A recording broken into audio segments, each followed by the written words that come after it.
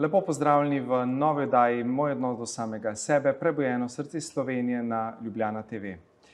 Z nami nocoj ponovno gostimo izjemno in srčno sogovornico Katarino Habe, ki je izredna profesorica za občo psihologijo na Akademiji za glasbo Univerze v Ljubljani. Redno sodeluje s pedagoško in filozofsko fakulteto v Mariboru ter z inštitutom Knol za glasbeno terapijo in supervizijo. V akademski prostor jo je pred dobrimi 25 leti povabila želja po raziskovanju in širjenju znanja na področju psihologije glasbe. Interdisciplinarne vede, ki je nastala na presečišču psihološke in muzikološke znanosti ter predstavlja most med znanstvenim in umetniškim raziskovanjem, most med naravoslovnimi in družboslovnimi vedami ter most med teoretično in aplikativno usmerjenostjo. Kot glasbenica in psihologinja je že kot študentka začutila svoje poslanstvo v tem, kako izkoristiti spoznanja s področja psihologije glasbe za psihološko opolnomočenje glasbenikov in po drugi strani za promoviranje znanstvenih izsledkov o glasbi kot sredstvu spodbujanja psihološkega blagostanja. Katarina Habe je odprla vrata psihologiji glasbe v slovenski prostor in je predstavnica Slovenije v mednarodni mreži glasbenih psihologov. V slovenskem prostoru je začela združevati različne poklice, profile strokovnjakov z željo, da se raziskovalno povezujejo in širijo dragocena spoznanja o zdravilnih učinkih glasbe. Katarina pravi, da je glasba pesem njene duše. Je ustanoviteljica Terceta Katrinas ter avtorica številnih besedil in glasbe. S Katarina so izdale 7 zgoščenk, 2-krat zmagale na Slovenski popevki s skladbama Letim in Zelen žafran ter koncentrirale doma in v tujini z različnimi inštrumentalnimi zasedbami. V mesecu septembru je izšla njena znanstvena monografija Kako zablesteti na odru, dejavniki uspešnega glasbenega nastopanja, ki predstavlja prerez njenega 25-letnega raziskovalnega dela. Prisrčen pozdrav v našem studiu, drago Katarino Habe, dobrodošla, Katarina. Živjo. Živjo, kako si kaj v tem septembru? Ja, moram reči, da je kar polno stvari, dogaja na veliko, ampak se znotraj tega hitenja učim najti svoj notranji mir. Tako kot pravijo, takrat, ko je nevihta naokrog najmočnejša, je zelo pomembno, da si ti znotraj tega centra postavljen, umirjen. Tako da se malo treniram. Včasih malo boljš, včasih malo slabš. Tako, imamo kar dobre treninge, ker odlične. Smo se prej pogovarjali, vse se dogaja, Ja. različne energije pritiskajo in rabimo nekako najti ta svoj mir, ta svoj steber center, kljub nekim zunanjim faktorjem, ki so včasih naporni. Tako da midva se snemala oddajo tudi v času covida, ki je bilo tisto najhuje, bomo rekli, kar smo do zdaj doživeli.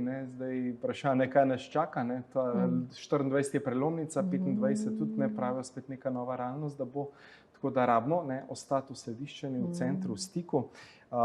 Torej, rekla sva, da si izdala pred kratkim to monografijo Kako zablesteti na odru. Tako da me zanima, kdaj ti najbolj žariš na odru? Ja, jaz najbolj žarim takrat, kadar stopim v zanos. V zanos pa stopim takrat, ko neko stvar res dobro poznam, jo imam zelo rada, tako da sem jo veliko preštudirala ali pa se veliko o njej naučila ali pa jo preizkušala, če govorimo o glasbi. In potem, ko pridem na oder, se zlijem naenkrat s tem, kar delam, s to aktivnostjo in z vsemi tistimi, za katere ustvarjam te vsebine. Zdaj pa je to pravim ali glasba, ali neka vsebina, ki jo prenašam v obliki predavanja. Jaz sem velikokrat v zanosu, ko delam s svojimi študenti in je to na nek način tudi moj oder. Jaz želim s tem svojimi iskricami njih okužiti, da z mano stopijo v zanos in žarijo in s tem tudi sami srkajo nova znanja. Tako da to je, tale knjigica, to je moj akademski otrok in včasih se pohecam, da sem res zanimiv človek, ker ko sem to knjigico dobila, jaz sem jo takole stisnila k sebi in jo prav pocrklala. Jaz sem tako vesela za to delo. Ni zgolj ena kljukica, ampak je res prerez velikih mojih prizadevanj na področju opolnomočenja glasbenikov in tudi mojstrenju sebe, kar se tiče psiholoških veščin. Odlično, odlično, res. Koliko časa pa na kakšen način je pa knjiga nastajala? Ja, če bi zdaj res vse skupaj pogledali, je to kar dobrih 25 let. Zato, ker jaz sem že za svojo diplomsko nalogo preučevala tremo in izvajalsko anksioznost pri glasbenikih. In takrat moram povedati, da v slovenskem prostoru ni bilo nobene raziskave na to temo in potem tudi še dolga leta ne. Tudi v tujini so bile redke raziskave na to temo, tako da mi je bil velik izziv že dobiti članke o raziskavah. Tako da se spomnim, kako sem šla v Ameriki na USC in tam v knjižnici zbirala prav na ta starinski način še vse te prispevke pa knjige, a ne. No in potem sem tudi magistrsko nalogo delala o vplivu izvajalske anksioznosti na uspešnost glasbenega nastopanja in vodila vsa ta leta tudi delavnice za glasbenike, pa tudi za druge profile nastopajočih. In se zadnja leta usmerila pa v drug ekstrem, a ne, če rečemo, ta izvajalska anksioznost je bolj v tistem minusu, na plusu predizvedbenega vznemirjenja je pa zanos. Tako da zadnja leta preučujem pa zanos in kako vstopati v stanje zanosa, ki se kaže v iskrenju. Odlično, odlično. Saj imaš res tako energijo, ti sončno, ne, tako res oddajaš in se to čuti, ne. Ja, hvala. Ja, res. In ljudje gotovo tudi čutijo, ne, to in jim lahko doprineseš, ker v resnici je vse energija. Vse energija in čim bližje se mi dotaknemo svoje izvorne energije, tisto, kar je avtentično naše in tisto, kar je naše poslanstvo, da širimo navzven, tem bolj smo v pretočnosti in tem bolj lahko sijemo. Zato je tisti temelj biti pristen in se zavedati, kaj je naše poslanstvo. Odlično. Še predno gremo na premor, katere teme vse knjiga v bistvu zajema, ne? Knjiga zajema ogromno nekih vsebin, ampak če zdaj to malo poenostavim na 3 večje sklope. Prvi večji sklop je sploh opredelitev uspešnosti po teh notranjih kriterijih in zunanjih kriterijih, predvsem z vidika glasbenega nastopanja. Potem grem na poglavje dejavnikov, ki vplivajo na uspešnost glasbenega nastopanja in tukaj govorimo o posrednih dejavnikih, ki so tisti, ki jih mojstrimo na dolgi rok in neposredni tisti, ki jih moramo prakticirati tik preden gremo na neko situacijo izvedbe in na koncu še eno tako širše poglavje o tem, kako se premikamo od stresa k psihološkemu blagostanju. Odlično, odlično. Torej res namenjeno vsem, ki jih zanima en tak kvaliteten nastop, ne, brez treme, brez nekih anksioznih stanj, ne. Res je in na koncu je to tako, če pogledaš vse te stvari, so to veščine, ki jih mi potrebujemo za življenje, ne samo za oder. Definitivno, ne, ker v bistvu non-stop smo v interakciji z ljudmi, non-stop nastopamo, ne, pač prezentiramo sebe na neki ravni, ne, izražamo sebe in smo v tem stiku z ljudmi, ne. Tako. Odlično, odlično. Še mogoče pred premorom, navajaš številne v bistvu strategije obvladovanja tega vznemirjenja, treme. Mogoče lahko deliš z nami kakšen trik, kakšen nasvet, usmeritev za naše gledalke, gledalce? Ja, nekaj zadev je dosti enostavnih. Običajno, kadar smo mi pod pretiranim vznemirjenjem pred neko izvedbo, nekim dogodkom, začutimo najprej napetost v solarnem pleksusu, v sončnem pletežu. In je pomembno, da sprostimo to napetost. Lahko jo sprostimo samo to, da stisnemo mišice trebušnega predela in jih potem sprostimo. In naj bo ta faza sprostitve vsaj 2-krat daljša kot faza napetosti. To je ena stvar. Zdaj, če govorimo o sproščanju napetosti v telesu, lahko tudi prepoznamo, kje se nam najbolj nakopiči stres. Rečemo, jaz pri sebi prepoznavam, da je to v vratno-ramenskem predelu. Tako da jaz naredim tako zelo na hiter, napnem ta del in spet sprostim. In to naredim parkrat in moje telo že dobi signal, vse je v redu, lahko se sprostiš. No, tako, smeh je pol zdravja in Ja. tudi, kar se tiče obvladovanja stresa, imamo eno tako intuitivno reakcijo, da se mi bodisi začnemo jokati ali pa smejati, zato ker na ta način, a ne, ker to delamo, sprostimo našo prepono, spet sprostimo tale predel v solarnem pleksusu. Še ena hitra vajca je 4-4-8, vdihujemo na 4, zadržimo dih na 4 in izdihujemo na 8. A ne? Tako, točno tako. In zraven si lahko tudi, če umirimo na ta način, da če imamo priložnost, da mi zapremo oči, si predstavljamo, kako se te številke prižigajo, a ne, do 4, zadržimo na 4, spet vidimo in izdihujemo, spet vidimo te številke in s tem tudi naš umirimo, da ne bega na naše strahove. Odlično, odlično. Bova nadaljevala čez nekaj trenutkov, tako da se vidimo, kmalu smo nazaj.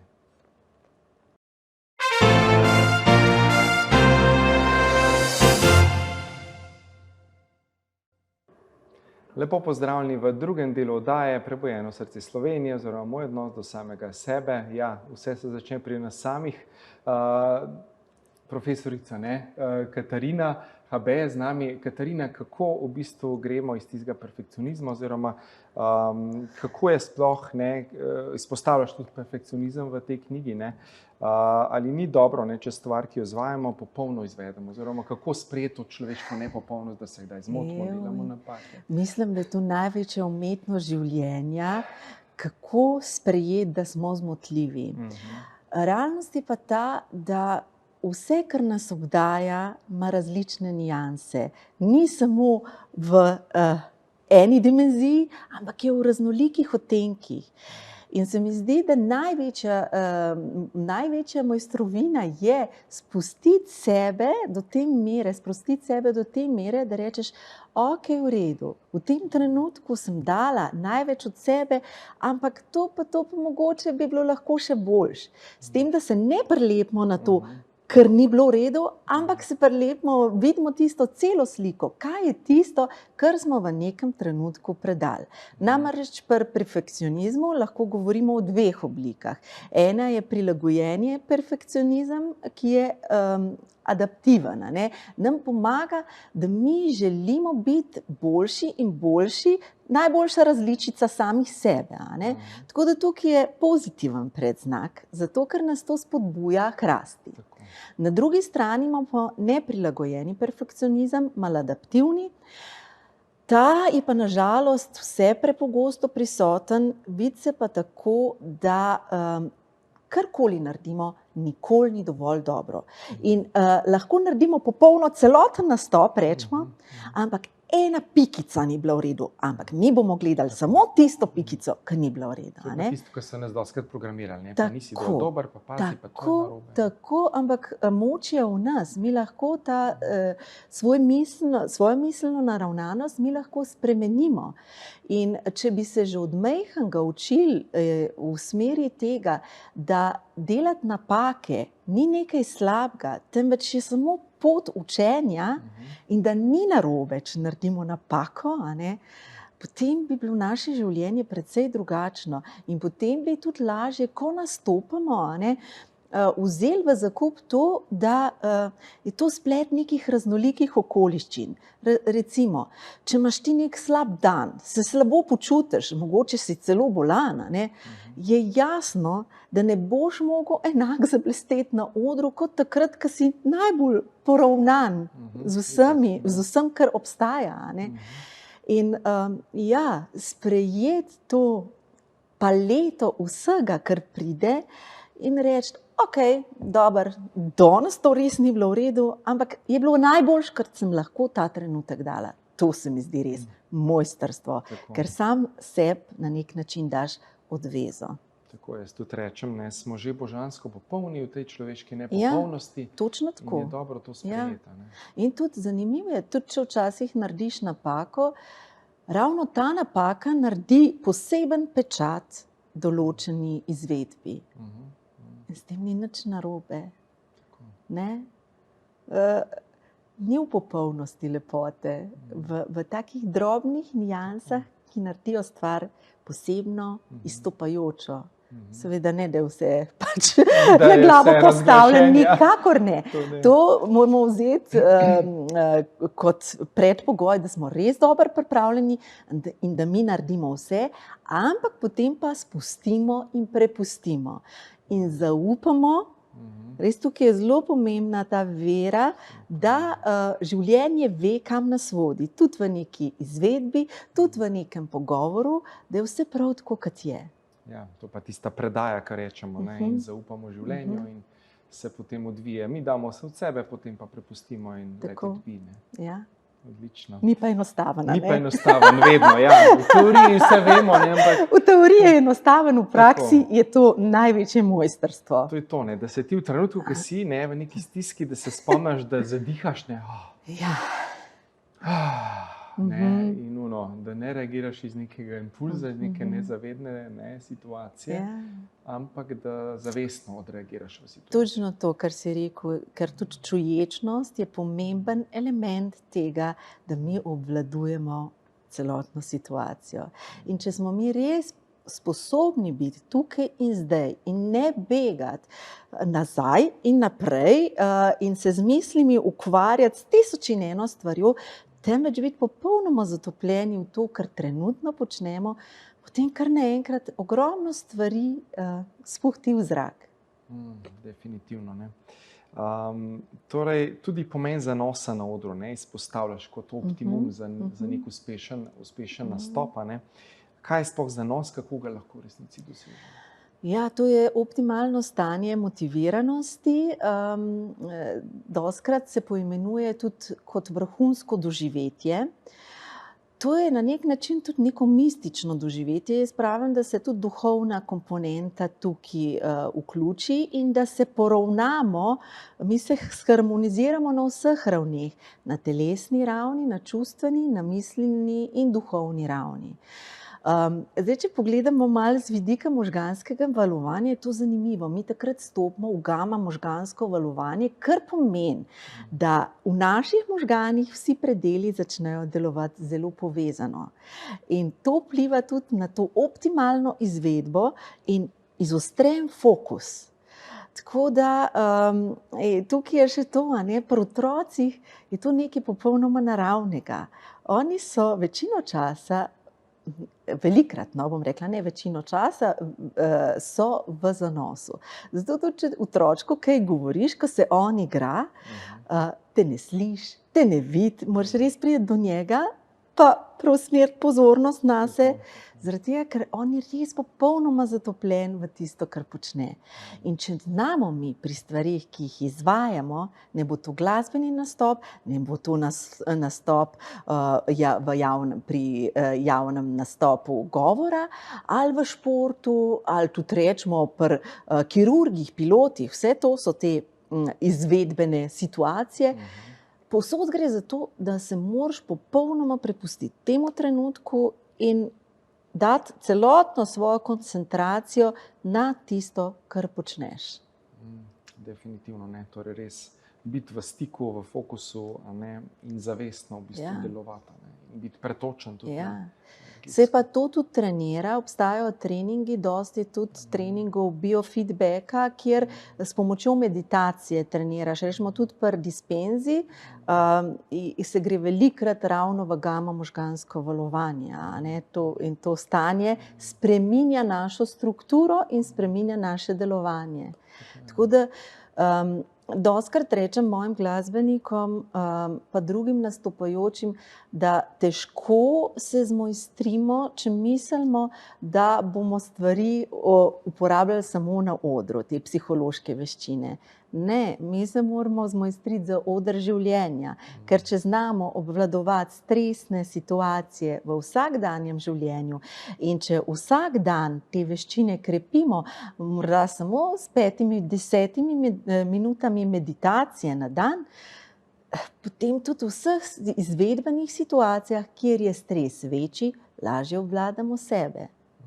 Definitivno, ja. Definitivno. Torej, da imamo res to povezavo s seboj, da smo skleni, da imamo srčno-možgansko koherenco, ne, da smo v balansu uma, srca, ne, Mhm. potem smo nekako celostni in delujemo lahko iz neke celote sebe. Ne.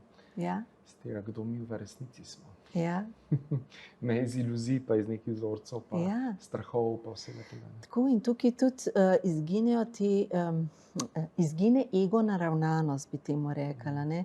Stopimo iz pozicije, ko imamo občutek, da se moramo samo dokazovati drugim, v pozicijo, da služimo s tem, kar počnemo. Tako je. In to je čist druga energija in čist druga naravnanost. Tako je, da služimo celoti, ne, z našim darom, poslanstvom, Tako. s tem, kar imamo. Ne. Ja. To je res super. Jaz tudi, kar delam, recimo teh delavnic, pa ne, seminarjev, terapij, res čutim to, ne, to srčno energijo, ne, to vibracijo. In ta ljudje to energija začutijo. spreminja, Ja, to je zato to. imaš toliko močne učinke, zato ker si popolnoma predan temu in s tem tudi potegneš v ta tok skupen tistega, s katerim delaš. Ko A ne? prideš res v resonanco srčno, ne, Tako. in ljudje to itak začutijo, ker smo Tako. energijska bitja, ne, in Tako. vse je vibracija, vse je energija, ne.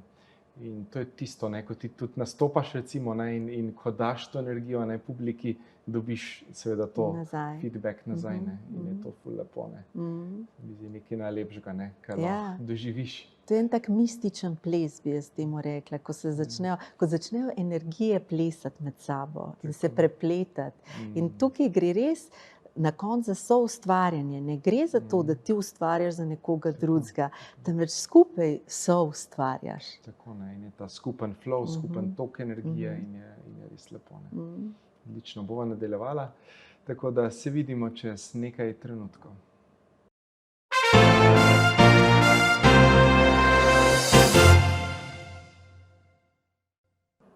Lepo pozdravljeni še v zadnjem, tretjem delu oddaje Moj odnos do samega sebe, prebujeno srce Slovenije na Ljubljana TV, z nami izredna profesorica, doktorica Katarina Habe. Ja, Katarina, ti si tudi seveda ustanoviteljica Katrinasa, ne?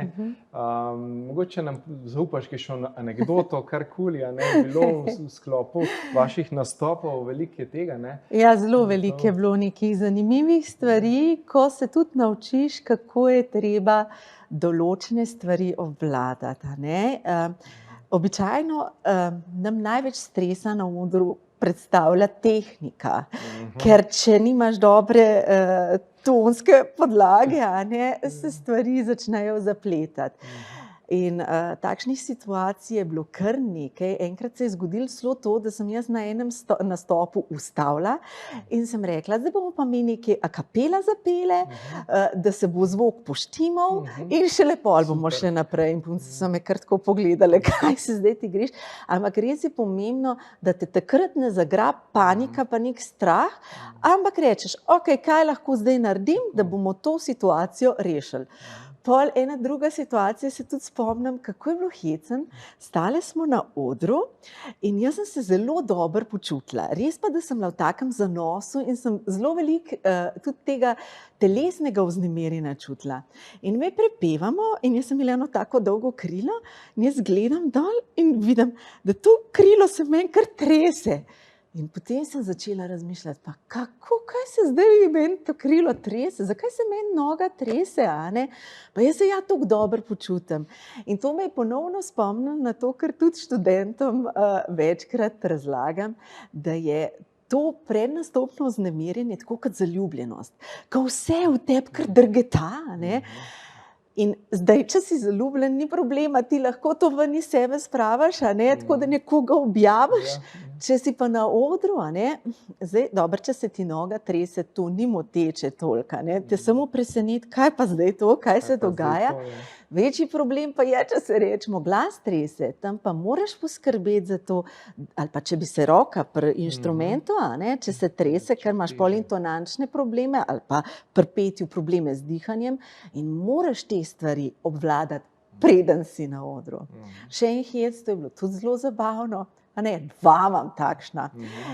Enkrat smo imeli en nastop in je bilo tak ogromen skrin in ko smo šli mi na oder, a ne, sem bila v takih visokih petah in kamera nas je snemala in predvajala na ta velik ekran, kako mi stopamo na oder. In jaz sem tako polno pogrla. In to je bilo na tistem velikem ekranu. In tako zablestiš na Tako. odru. In jaz nisem s tem nobenega problema delala. Jaz sem prišla na oder in sem se najprej smejala in rekla publiki, če so kdaj že videli tako dramatičen prihod na oder.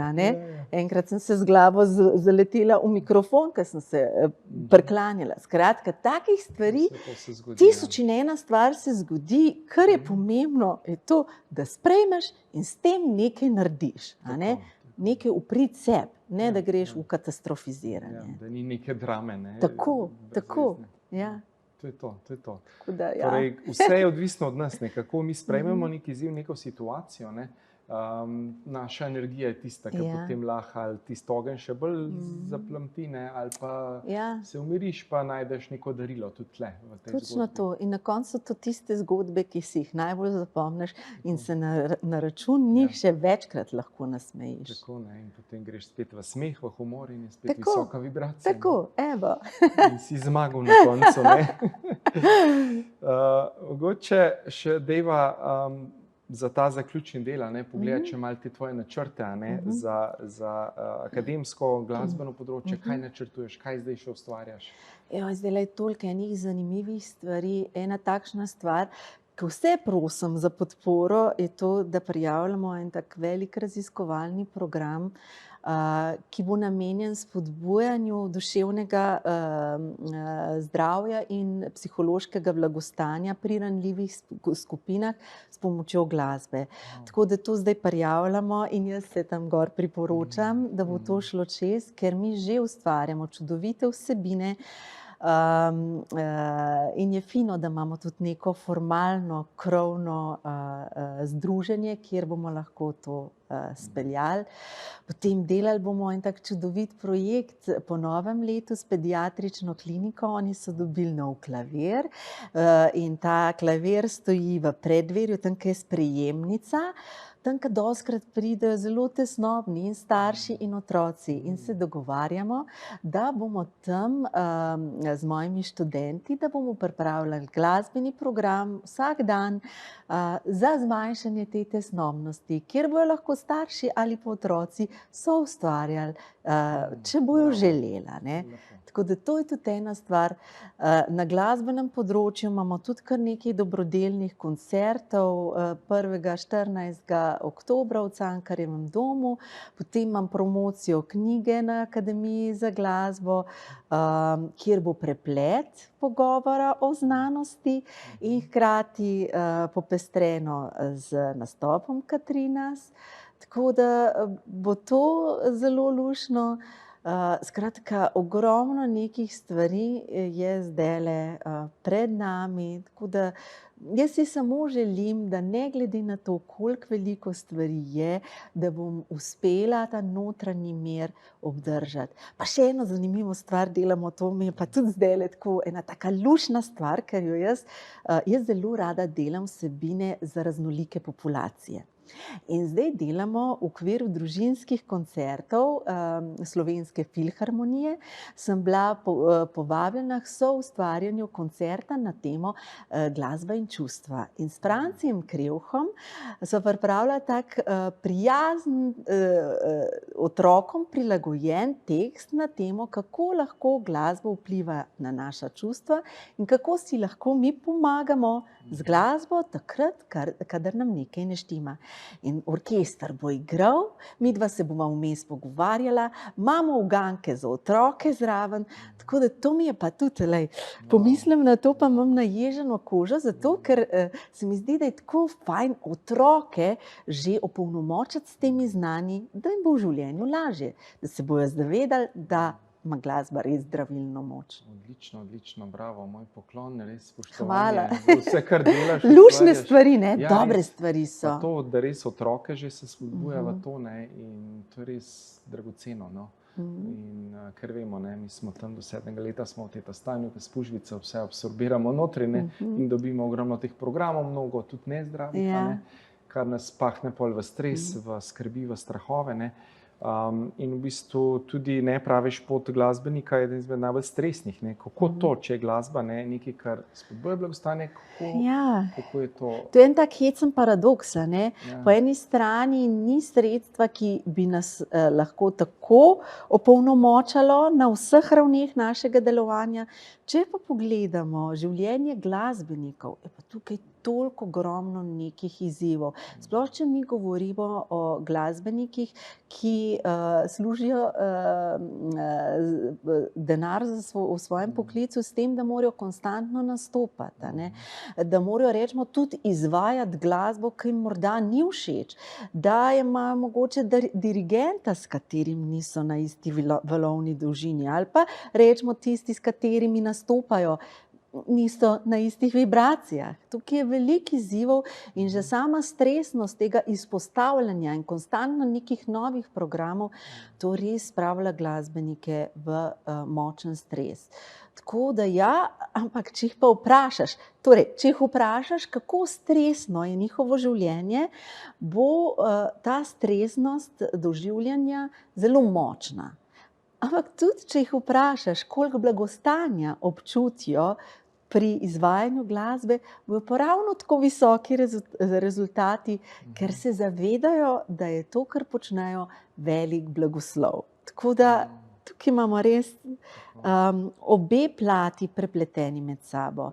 Je pa lažje tistim, ki se z glasbo ukvarjajo amatersko, zagotovo, ker samo penco na kavi posrkajo, ali pa bomo rekli, na torti tisto češnjico vzamejo, glasbenik pa vzame vse. Vse, in je cel paket in je veliko izzivov na tej poti. Tako da je kar pomembno, da seveda vsi, tudi glasbeniki, intenzivno na sebi delajo, na svoji podzavesti, na čustvih. Res je, zato ker tudi tukaj z glasbo se tako močno dotikaš svoje duše. Lažje si ti v neki službi, kjer delaš nekaj bolj analitičnega, lažje se odklopiš in delaš nekaj bolj rutinsko, izven sebe, kot v glasbi, kjer moraš popolnoma stopiti in se predati temu, kar počneš. Definitivno, ja. Mogoče še za zaključek, kje lahko dobijo tole knjigico tvojo? Najlažje, če pridejo na promocijo, če pa ne, lahko pišejo meni ali pa na spletni strani Akademije za glasbo, jo tudi lahko naročijo. Tako da, ker gre to zelo hitro, se ne trudimo kaj preveč s promoviranjem, knjiga se kar sama prodaja, tako da sem tega zelo vesela. Lepo. Definitivno ogromno lepih energij na svetov, tako da Hvala, je dobrodošla za vse, ki jih zanima ta tematika. Hvala, draga Katarina, da si bila ponovno moja gostja v naši oddaji. Res moj poklon, spoštovanje za vse, kar si, vse, kar delaš, ustvarjaš za ljudi, tako da sam tako naprej. Hvala enako, Dejan, in hvala za tvoje blestenje na odru življenja. Hvala.